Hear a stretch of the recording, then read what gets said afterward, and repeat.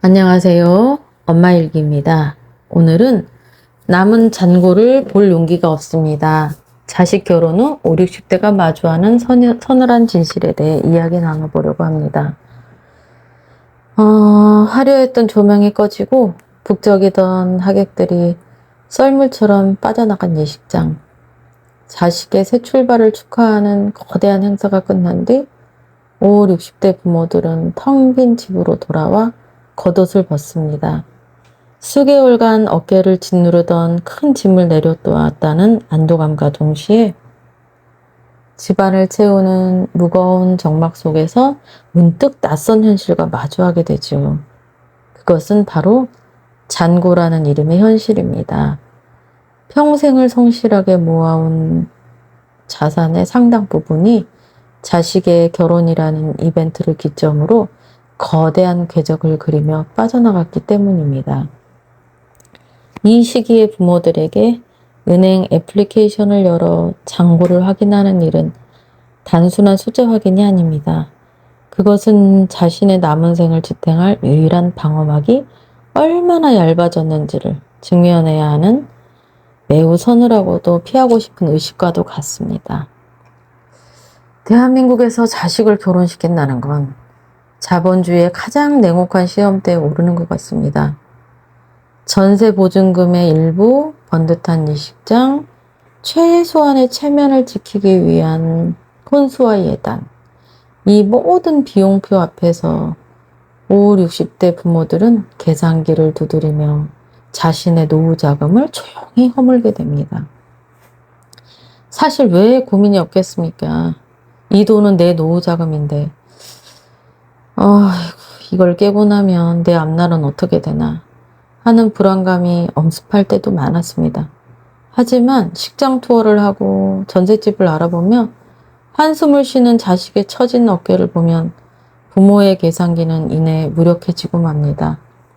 내 노후의 안락함보다는 자식의 시작이 조금이라도 덜 고단하기를 바라는 마음이 앞서기 때문입니다. 부모들은 그저 자식에게 짐을 지우고 싶지 않다는 책임감 하나로 수십 년간 부은 적금을 깨고 주식 계좌를 비우며 때로는 마이너스 통장의 한도를 늘립니다. 그 과정에서 남몰래 한숨을 쉬기도 하지만 대다수의 부모들은 묵묵히 그 숫자의 이동을 감내하곤 하지요. 문제는 그 모든 과정이 끝난 뒤에 찾아옵니다. 자식이 신혼여행을 떠나고 일상으로 복귀해야 할 시점. 부모는 자신의 통장에 남은 숫자를 확인해야만 합니다. 그러나 많은 이들이 그 순간 휴대전화 화면을 황급히 끄거나 통장을 서랍 깊숙이 밀어넣습니다. 자신이 평생 땀 흘려 축적한 결과물이 자식의 출발선으로 넘어간 후 초라하게 남겨진 자신의 몫을 두 눈으로 확인하는 것이 너무나 두렵기 때문입니다. 그 두려움은 단순히 돈이 사라졌다는 상실감에서만 오는 게 아닙니다.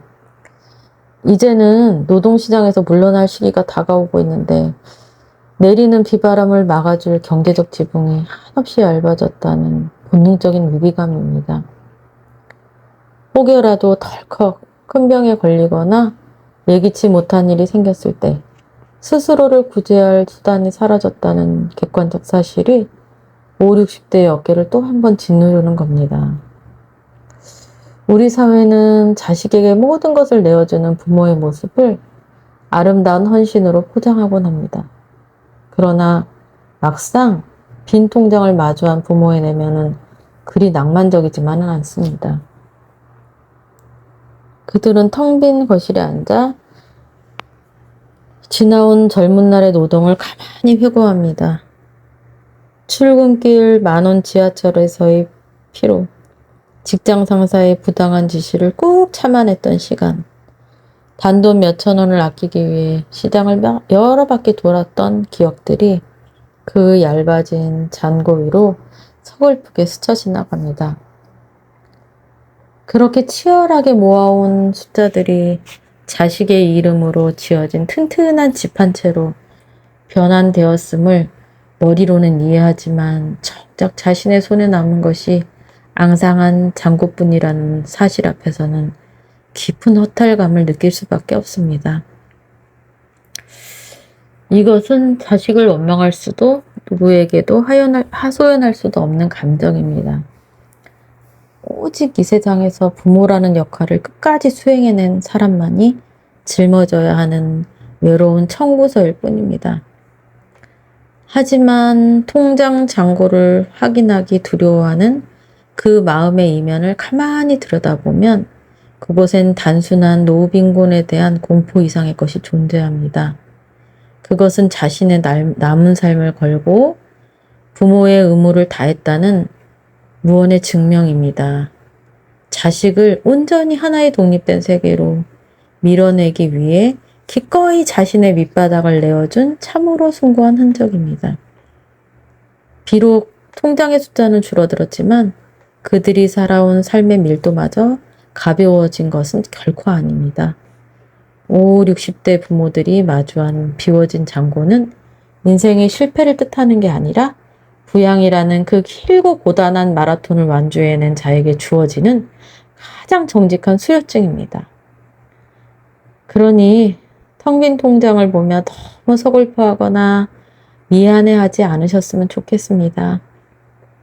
당신은 자식에게 줄 수 있는 가장 큰 사랑을 전했고 그 과정에서 부모로서의 소임을 완벽하게 해내셨으니까요. 이제는 그 통장의 무게 대신 가벼워진 마음으로 오롯이 나를 위한 채움의 시간을 가질 때입니다.